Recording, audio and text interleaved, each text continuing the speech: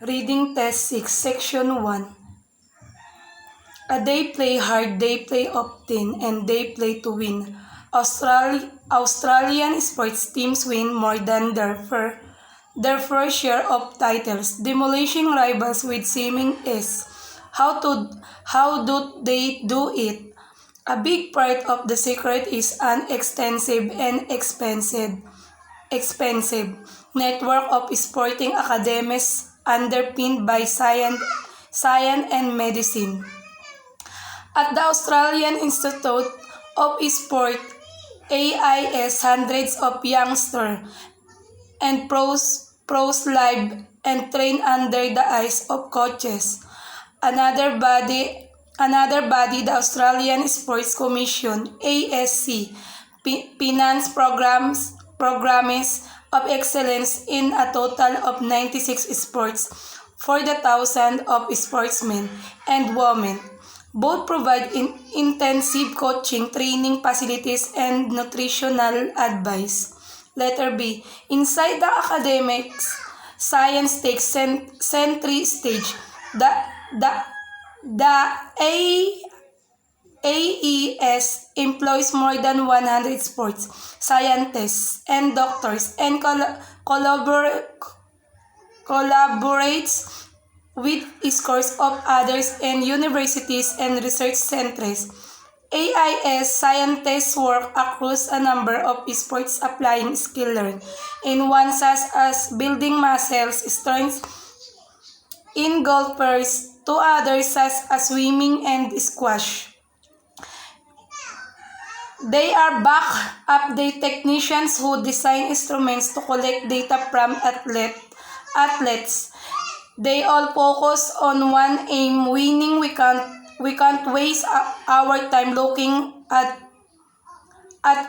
either real scientific questions that don't help the coach work with an athlete and improve performance, says Peter Pricker, Chief Science at AIS. Letter C. A lot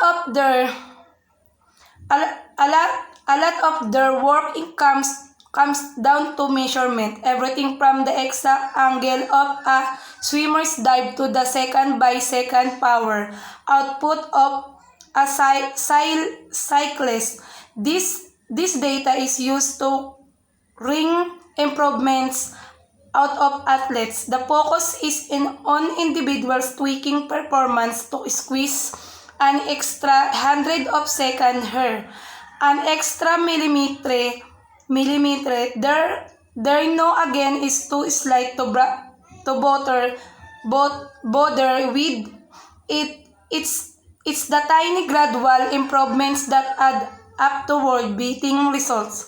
To demonstrate how the system works, Bruce Mason as AIS shows up the prototype of a 3D analysis tool for studying swimmers. A wireframe model of a champion swimmer slices through the water, her arms moving in slow motion. Looking side on, Mason measures the distance between strokes from above the analysis. How her spine swivels. When fully developed, this system will enable him to build biomechanical profile for coaches to use to help budding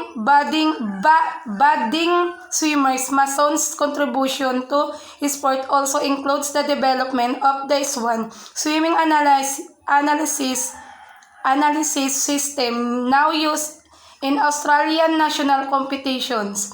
It collects images from the digital camera, running up 50 frames a second, and breaks down each part of swimmers' performance into factors that can be analyzed individually: stroke length, stroke frequency, average duration of each stroke.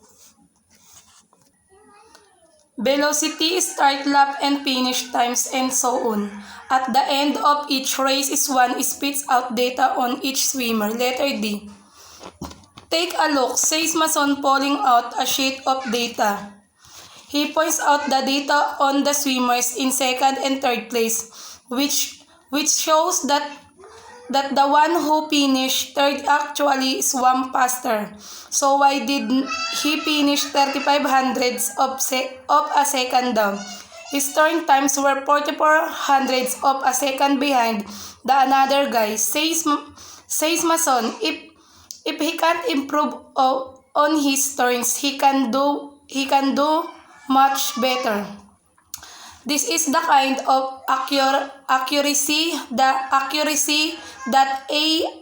AIS scientist research is bringing to a range of sports. With the Cooperative Research Center for Microtechnology and Melbourne, they are developing unobtrusive sensors that will be embedded in athlete's clothes or running shoes to monitor heart rate, sweating, heat production, or any other factor that might have an impact on an example of athletes who may be down with cough and colds 11 or 12 times a year.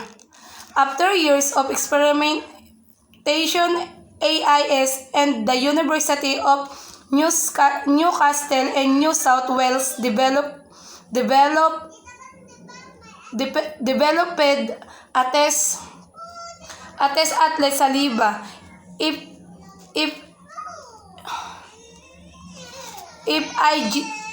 IgA levels suddenly fall below a certain level, training is or drop altogether. So on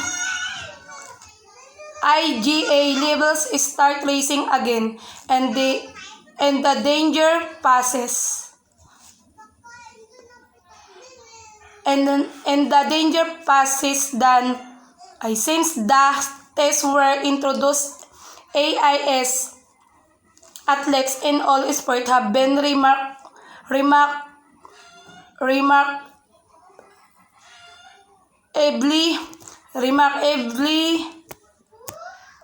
successful of staying healthy. Letter E. Using data is a complex business. Well before a championship, sports scientists and coaches start to prepare the athlete by developing competition model based on what they expect will be the winning times.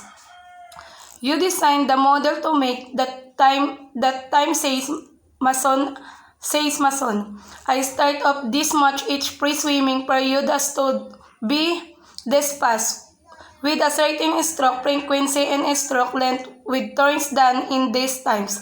All the training is then geared towards making the athlete hit those targets both overall and for each segment of the race. Techniques like this have transformed Australia into arguably the world's most successful sporting nation. Letter M. Of course, there's nothing to stop another countries copying. And many have tried. Some years ago, the AIS unveiled coolant line jackets for endurance athletes. At the Atlanta Olympic, everyone used them. The same has happened to the altitude tent developed by AIS to replicate the effect of altitude training at sea level. But Australia's success story is about more than easily copied technological fixes, and up to now, no nation has replicated its all-encompassing system.